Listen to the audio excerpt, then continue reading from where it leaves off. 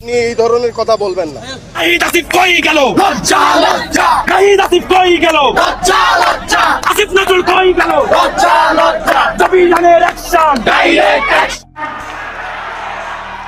3 দফা দাবিতে আবারও সচিবালয়ের সামনে জগন্নাথ বিশ্ববিদ্যালয়ের শিক্ষার্থীরা ক্যাম্পাসে দিনভর অনশন শাটডাউন কর্মসূচির পর আজ বিকেলে মিছিল নিয়ে সচিবালয়ের সামনে অবস্থান নেন। শহীদ আসিফ কই গেল? লজ্জা লজ্জা। শহীদ আসিফ কই গেল?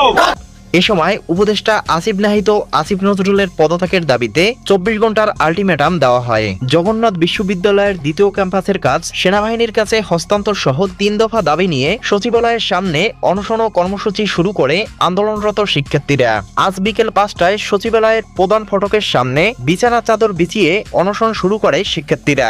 এ সময় নানা স্লোগানে উত্তাল হয়ে ওঠে সচিবালয় প্রাঙ্গণ। ডিজিএফআই তাদেরকে নজরবন্দি করে রাখছে বলছে নাকি?